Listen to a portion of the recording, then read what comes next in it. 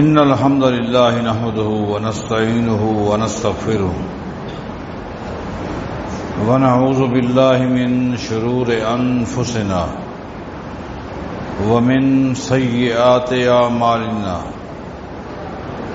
من يهده الله فلا مضل له ومن يضلل فلا هادي له وأشهد أن لا إله إلا الله وحده لا شريك له وأشهد أن محمدا عبده ورسوله أما بعد فإن خير الحديث كتاب الله وخير الهدي هدي محمد صلى الله عليه وسلم وشر الأمور محدثاتها وكل محدثة بدعة وكل بدعة ضلالة وكل ضلالة في النار. أعوذ بالله من الشيطان الرجيم. بسم الله الرحمن الرحيم. لقد سمع الله قول الذين قالوا إن الله فقير ونحن أغنياء.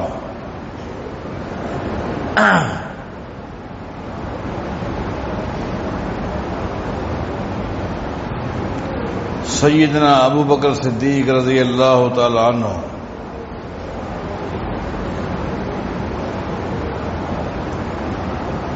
مدینے کے ایک علاقے سے گزرے.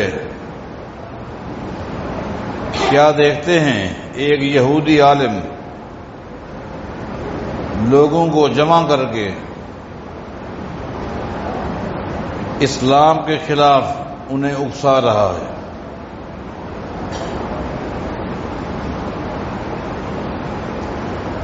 سیدنا ابو بکر صدیق رضی اللہ عنہ اکیلے ہیں اور وہاں رش لگا ہوا ہے.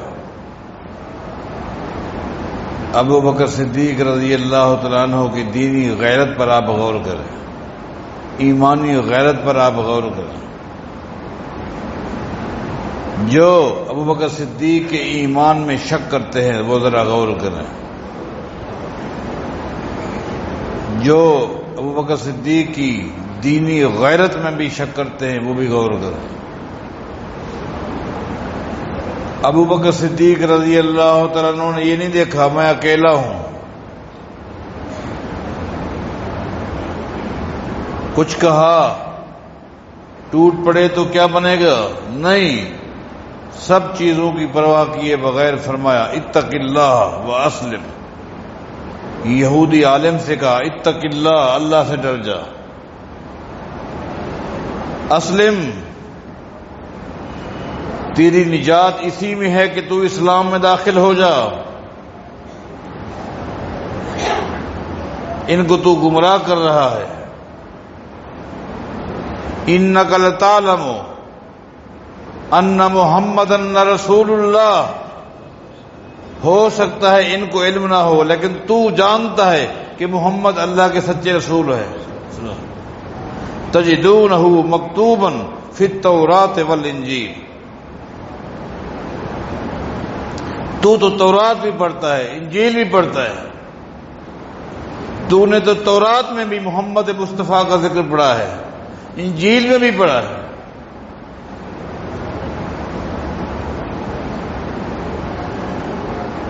ایک دم یہودی عالم پلٹ کر دیکھ کر اس کے بس میں اور تو کچھ نہیں تھا، کہتا ہے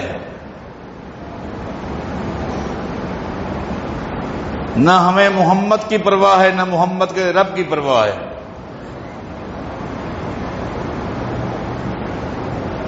ابو بکر،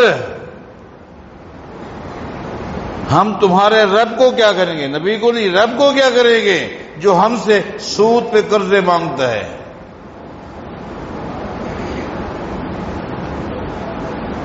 تمہارا رب تو وہ ہے، اگر ہم سودی لین دین کریں تو غلط ہے. تمہارا رب ہم سے سود پر قرضے مانگے تو وہ صحیح ہے. ساتھ ہی اس یہودی عالم نے طنز کرتے ہوئے قرآن کریم کی آیت پڑھی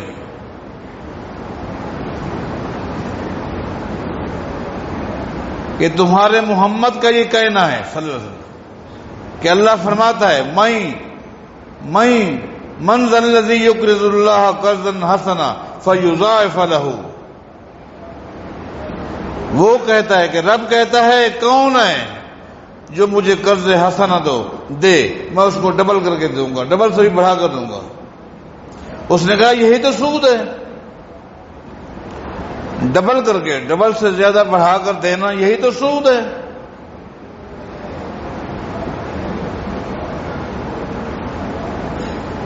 اس نے بکواسات شروع کر دی۔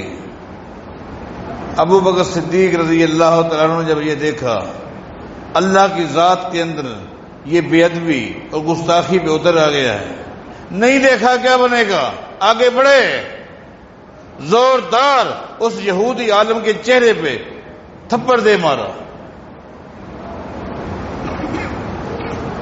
یہ ایمانی غیرت ہے۔ میں کیوں نہ کہوں ابو بکر صدیق رب کا بھی وفادار، محمد مصطفیٰ کا بھی فرما بردار صلی اللہ علیہ وسلم رضی اللہ عنہ۔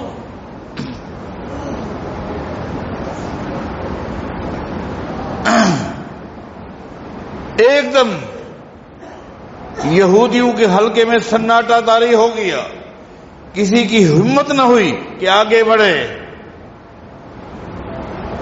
ہاں وہ یہودی عالم سب کو لے کر چل پڑا، کن کے پاس؟ کائنات کے امام محمد مصطفیٰ کے پاس۔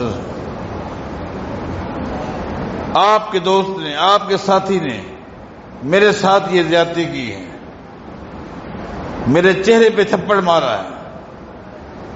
نبی علیہ الصلوۃ والسلام نے ابو بکر صدیق کو بلایا رضی اللہ عنہ۔ کیا معاملہ ہے؟ ابو بکر صدیق نے پوری بات بتائی۔ اس یہودی عالم نے کہا جس طرح یہودیوں کا مزاج ہوتا ہے، اس نے کہا میں اللہ کی قسم کھا کر کہتا ہوں میں نے کوئی ایک لفظ بھی نہیں کہا۔ ہمیں حیرت ہے، کہنے لگا ہمیں حیرت ہے، اس شخص کو تم صدیق کہتے ہو جو جھوٹ بولتا ہے۔ پتا چلا ابو بکر صدیق کی صداقت پر اعتراض کرنے والے کون؟ یہودی۔ ابو بکر صدیق کی صداقت میں شک کرنے والے کون؟ یہودی۔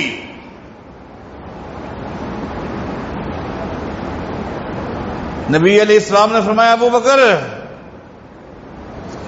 یہ قسمیں اٹھا کر کہہ رہا ہے کہ میں نے ایک بات بھی نہیں کہی، آپ کے پاس کوئی گواہ ہے؟ آپ کے پاس کوئی گواہ ہے؟ نبی علیہ السلام کی زبان سے یہ جملے ادا ہوئے، ابو بکر اگر کوئی گواہ ہے تو گواہ پیش کرو۔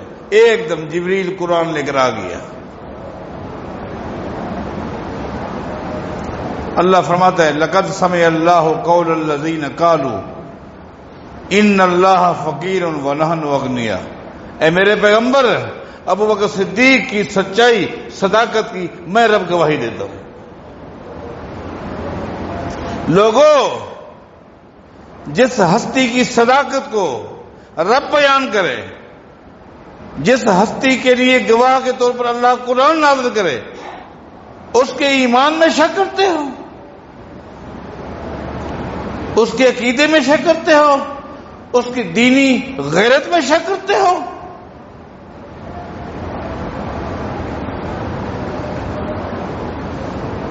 وَزَيَّنَهُ فِي قُلُوبِكُمْ، اللہ نے ابو بکر کے دل میں ایمان کو مزین کیا تھا۔ ابو بکر کے سینے میں ایمان تھا، نہ کفر تھا نہ نفاق تھا۔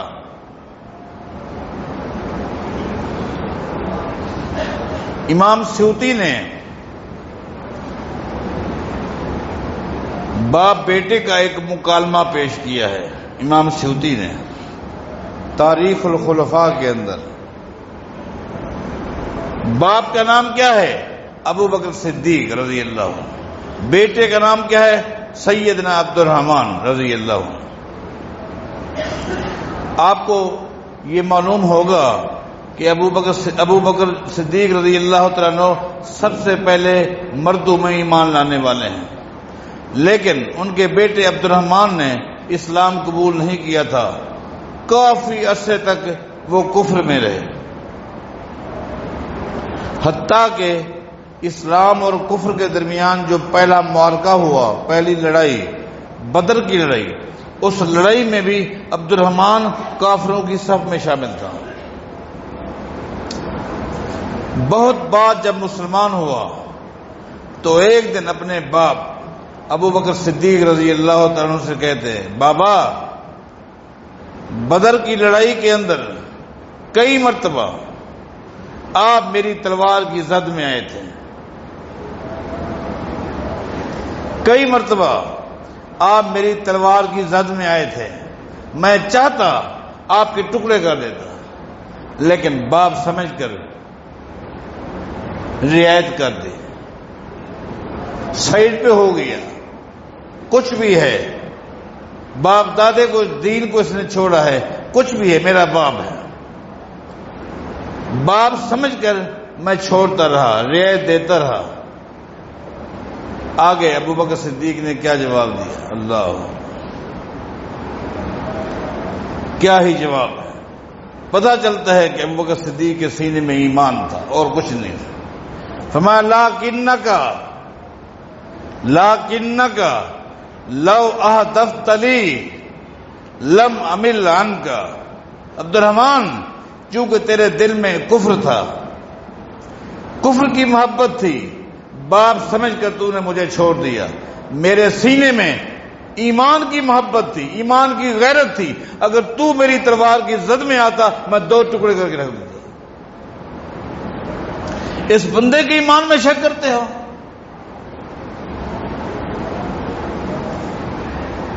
اس بندے کے بارے کہتے ہو پیغمبر کے ساتھ یہ مخلص نہیں تھا؟ کتنا مخلص تھا پیغمبر کے ساتھ۔ آئیے میں تھوڑی دیر کے لیے آپ کو حدیبیہ کے مقام پر تاریخی مناظر کی شکل میں لے چلتا ہوں۔ جس وقت صلح ہو گئی آپ جانتے ہیں، کیونکہ صلح کی ساری شکیں ظاہری طور پر کافروں کے حق میں تھیں، ظاہری طور پر۔ عمر بن خطاب رضی اللہ تعالیٰ عنہ جیسی شخصیت پریشان، ان کو سمجھ نہیں آ رہا یہ کیا ہو گیا۔ قربان جائیں، قربان جائیں۔ عمر بن خطاب رضی اللہ تعالیٰ عنہ کی اس کیفیت کو دیکھا۔ حدیبیہ کے کنویں پر 1400 کے قریب لوگ موجود ہیں، جو بات ابو بکر کو سمجھ آئی کسی کو نہیں آئی۔ اپنے خیمے میں عمر بن خطاب کو بٹھاتے ہیں اور ایک مختصر جو گفتگو کیے وہ گفتگو میں آپ کو سناتا ہوں، آپ کو اندازہ ہو جائے گا ابو بکر رضی اللہ عنہ پیغمبر کے کس قدر وفادار تھے، فرما بردار تھے۔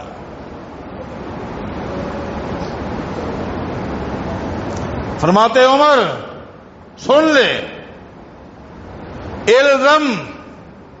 الزم غرضہ،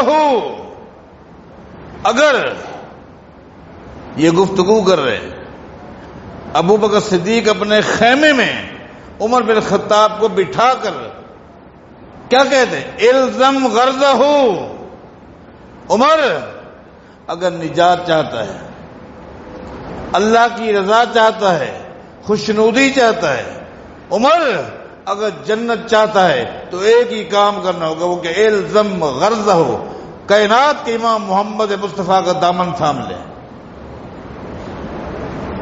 وفاداری ہے کہ نہیں؟ آگے فرماتے ہیں عمر انی اشہد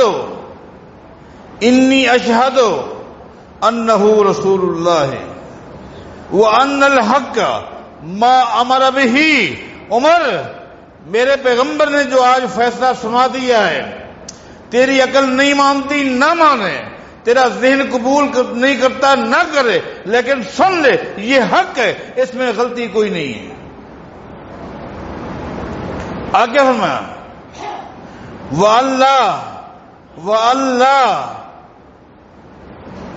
وَأَلَّا يُخَالِفَ أَمْرَ اللَّهِ عمر عقیدہ بنا،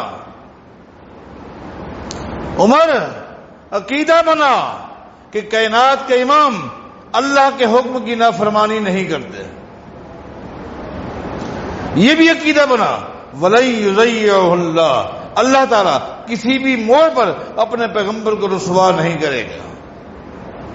سیدنا عمر فرماتے ہیں ابو بکر کی گفتگو کا ایک ایک لفظ میرے سینے میں اترتا رہا اور میں یہی سمجھتا کیا کہ میں غلط سمجھ رہا ہوں، پیغمبر کا فیصلہ حق پر ہے۔ اس ہستی کے بارے میں باتیں کرتے ہیں، اس ہستی کو کہتے ہو یہ غاصب تھا، پیغمبر کی وفات کا انتظار کر رہا تھا، فوراً خلافت کی کرسی پر بیٹھ گیا، غاصب تھا۔ آئیے آگے چلتے ہوئے میں آپ کو ابو بکر صدیق رضی اللہ تعالیٰ عنہ کے خلافت میں جو آپ نے پہلا خطبہ قوم کے سامنے پیش کیا اس کے چند جملے آپ کو سناتا ہوں۔ ابو بکر صدیق رضی اللہ تعالیٰ عنہ کی خلافت کا پہلا خطبہ جو آپ نے قوم کے سامنے پیش کیا، جس میں ابو بکر صدیق رضی اللہ تعالیٰ عنہ نے سب سے پہلے اللہ تعالیٰ کی حمد و ثنا بیان کی، اس کے بعد نبی علیہ الصلوۃ والسلام پر درود و سلام، اس کے بعد میں یا ایھا الناس، اہل تشیع، ابو بکر صدیق کی خلافت کا پہلا خطبہ اپنی کتابوں میں پڑھے، علماء سے سنیں، سنیو تم بھی اپنے علماء سے اپنی کتابوں میں پہلے خطبے کو آپ پڑھو اور سنو۔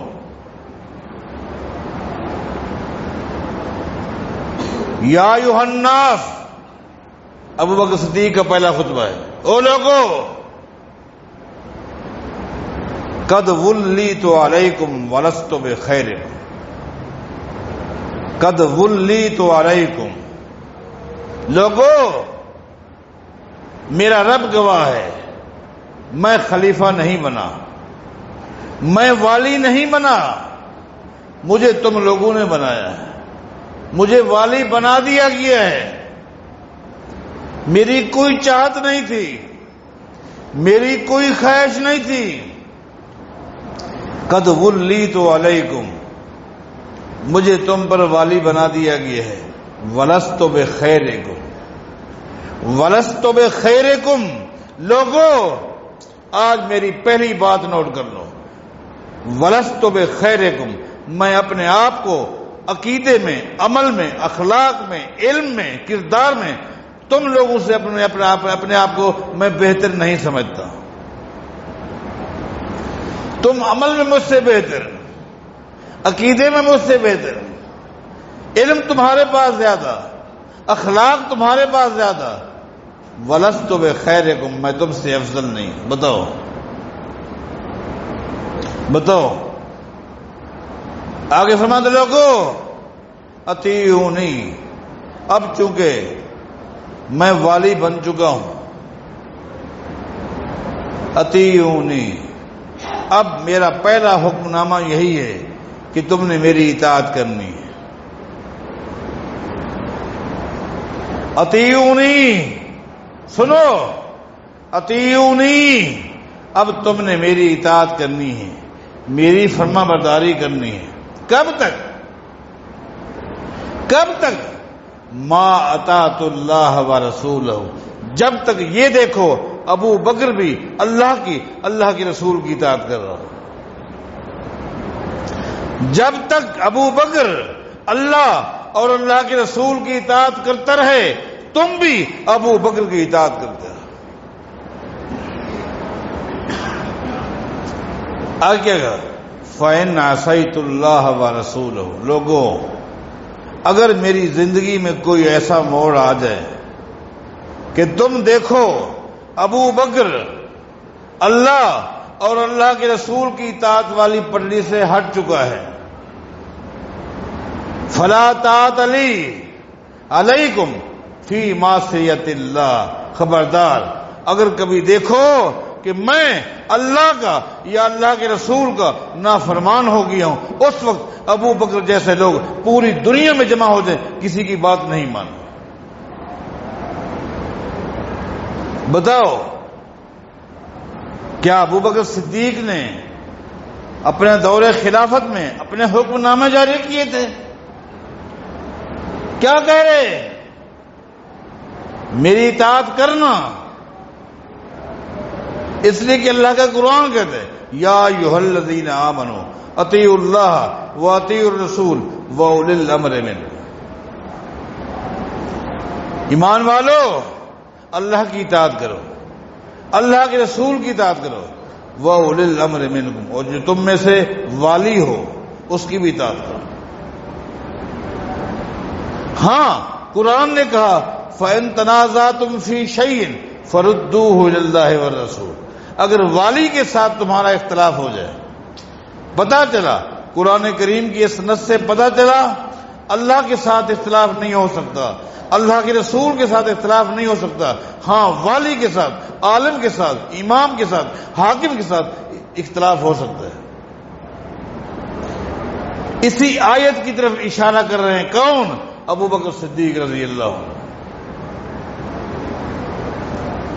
کہ اگر تم دیکھو کہ ابو بکر اللہ کی نافرمانی میں آ گیا ہے، اللہ کے رسول کی اطاعت سے ہٹ گیا ہے، فلا طاعت لی علیکم فی معصیت اللہ، تو تم نے میری بات نہیں مانی۔ اس کا مطلب یہ ابو بکر صدیق نے اپنے جذبات کو، اپنی خواہشات کو امت پر لاگو نہیں کیا، امت کے سامنے پیش کیا قرآن کو یا پیغمبر کے فرمان کو پیش کیا، یہی دین۔ اور اگر ہم ابو بکر صدیق رضی اللہ تعالیٰ عنہ کے دور خلافت پر غور کرتے ہیں تو عملاً بھی ہمیں یہی چیز ملتی ہے، جذباتی جملے نہیں تھے، عملاً بھی یہی ہے۔ مثلاً ابو بکر صدیق رضی اللہ تعالیٰ عنہ سے دور خلافت کے ابتدائی دنوں میں وراثت کے حوالے سے ایک مسئلہ آیا، وراثت کے حوالے سے ایک مسئلہ آیا۔ مسئلہ کیا تھا؟ پوچھنے والے نے پوچھا کہ ایک شخص کا انتقال ہو گیا ہے، مرنے والے کے ورثاء میں فلاں ہے، فلاں ہے، فلاں ہے، اور اس کی دادی بھی ہے۔ مرنے والے کے ورثاء میں جو لوگ تھے وہ سارے گنوائے، اس میں ذکر دادی کا بھی آیا۔ اس شخص نے کہا اس دادی کے حوالے سے اختلاف ہے،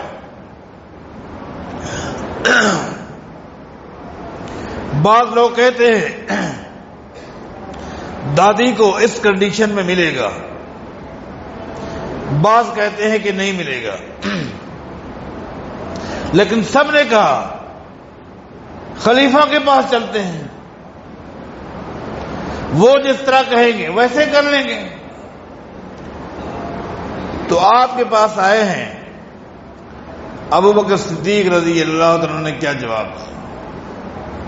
قیمتی جواب فرماتے ہیں لوگوں، وراثت کے کچھ مسائل قرآن کریم میں ہیں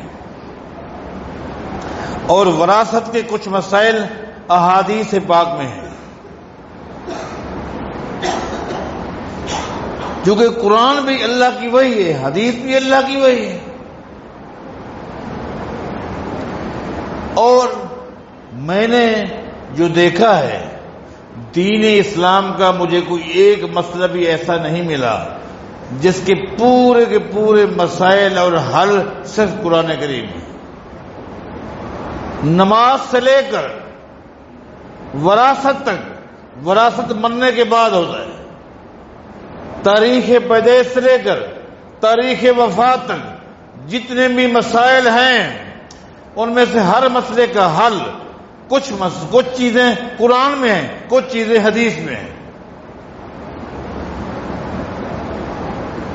خالی قرآن کو لے کر جو شخص جو قوم چلتی ہے وہ کبھی حق پر نہیں چل سکتی. کلمے کے بعد پہلا مسئلہ نماز کا ہے، پہلا مسئلہ. اب ہم پہلے مسئلے کو اگر لے لیں اور کوئی بندہ یہ سمجھے میں قرآن کریم سے نماز کے سارے مسائل لے کر میں قرآن کریم کے مطابق نماز پڑھنا چاہتا ہوں،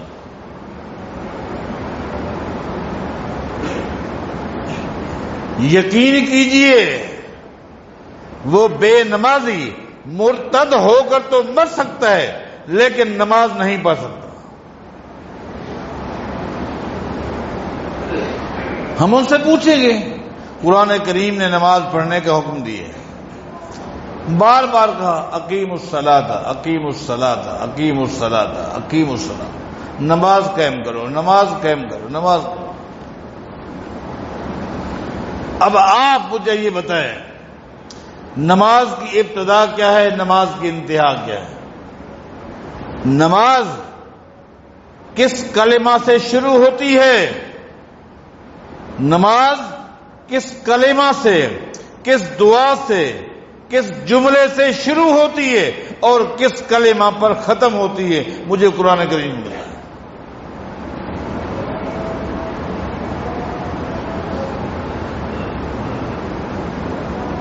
رکوع کس کو کہتے ہیں؟ رکوع میں کیا پڑھنا ہے؟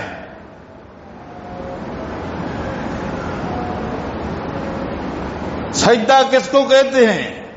قرآن میں سجدے کا تو حکم ہے، سجدہ کس طرح کرنا ہے، سجدے کی کنڈیشن کیا ہونی چاہیے، سجدے میں کیا پڑھنا ہے. تشہد کسے کہتے ہیں، تشہد کی دعائیں کیا ہیں؟ قرآن کریم نے اس کا ایک ہی جواب دیا، ایک ہی جواب دیا. وہ کیا ہے؟ لَقَدْ كَانَ لَكُمْ فِي رَسُولِ اللَّهِ أُسْوَةٌ حَسَنَةٌ. لوگو میرے پیغمبر کی سیرت تمہارے لیے نمونہ ہے. تو پھر میں کیوں نہ کہوں قرآن شریعت کا وہ علم ہے جو ایک تھیوری کی شکل میں ہے، اس کا پریکٹیکل، شریعت کا پریکٹیکل عملی علم، قرآن نظری علم، اور اس کا عملی پریکٹیکلی کیا چیز ہے؟ پیغمبر کی سیرت ہے. جب تک قرآن کریم کے ساتھ پیغمبر کی سیرت کو نہیں جوڑیں گے نہ آپ نماز پڑھ سکتے ہیں نہ آپ روزہ رکھ سکتے ہیں. قرآن کریم نے کہا کتب علیکم الصیام، تم پر روزے فرض کیے گئے. روزے کی ابتدا کیا، انتہا کیا، روزے میں کیا کرنا ہے کیا نہیں کرنا؟ قرآن خاموش ہے. قرآن ایک ہی ہے، لقد کان لکم فی رسول اللہ اسوۃ. حج کا قرآن کریم نے حکم دیا ہے،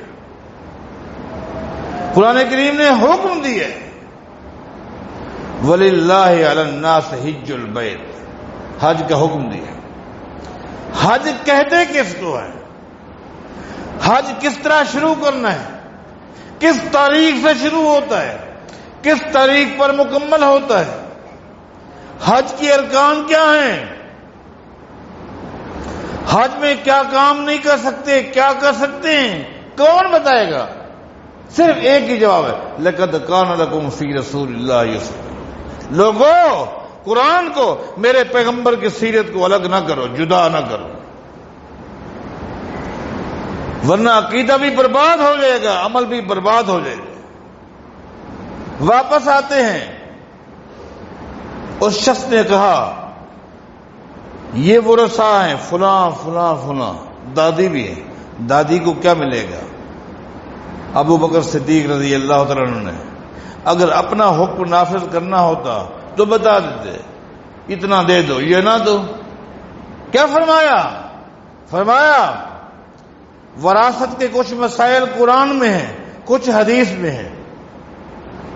قرآن کریم میں جو مسائل ہیں ان میں اس کنڈیشن میں جو کنڈیشن آپ نے بتائی ہے، ورثاء کی اس کنڈیشن میں قرآن کریم میں مجھے دادی کا حصہ نہیں ملا،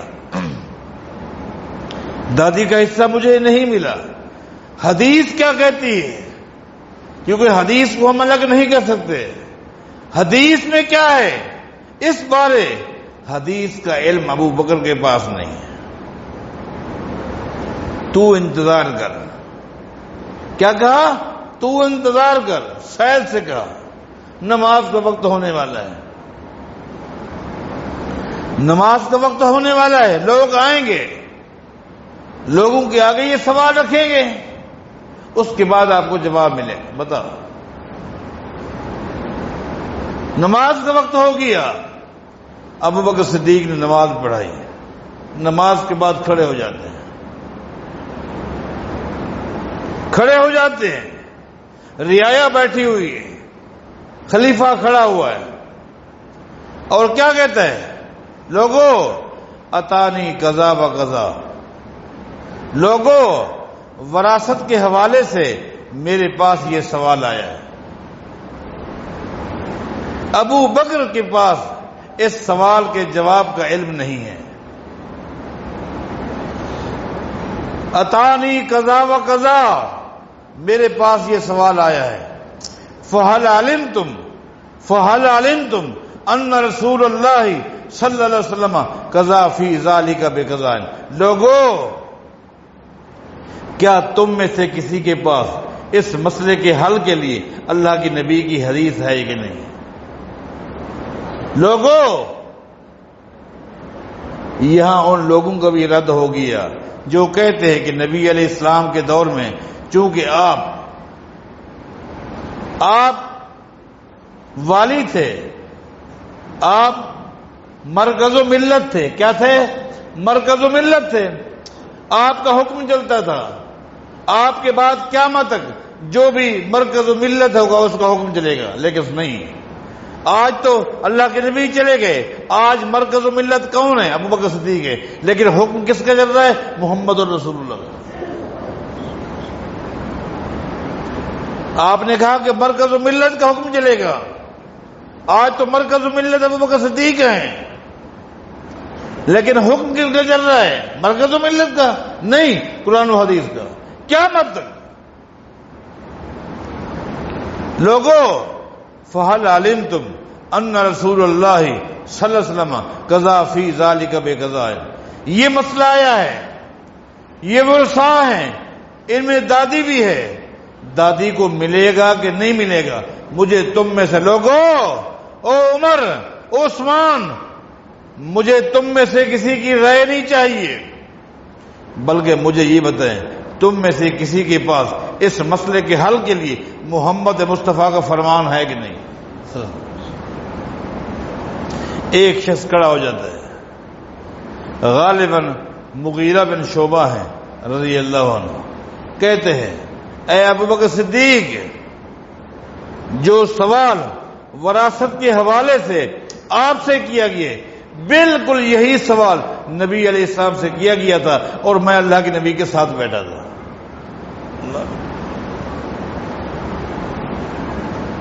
یہی سوال نبی علیہ السلام کے پاس آیا تھا، یہی سوال جو آپ کے پاس آیا ہے۔ نبی علیہ السلام نے فرمایا تھا لوگوں دادی کو چھٹا حصہ ملے گا، جائیداد ٹوٹل، مرنے والے کی ٹوٹل جائیداد قرضہ نکال کر جو ٹوٹل جائیداد ہے اس کا چھٹا حصہ دادی کو ملے گا۔ ابو بکر صدیق نے کیا کہا آگے سے؟ لوگوں ابو بکر صدیق نے حدیث سن کر کیا کہا؟ فرمایا الحمدللہ الذی جعل فینا من یحفظ علی نبینا، اے اللہ تیرا احسان ہے، تیرا احسان ہے، تیرا شکر ہے، تیری تعریف ہے، تو نے مجھے ایسے ساتھی دیے جنہوں نے پیغمبر کی شریعت کو سینوں میں محفوظ کیا ہوا ہے۔ یہ ہے دین، یہ ہے شریعت، یہ ہے ابوبکر صدیق کے جذبات۔ اللہ تعالیٰ ان صحابہ کرام، خلفائے راشدین، امت کی افضل ترین جماعت صحابہ کی، ان کے نقش قدم پر چلنے کی توفیق عطا فرمائے۔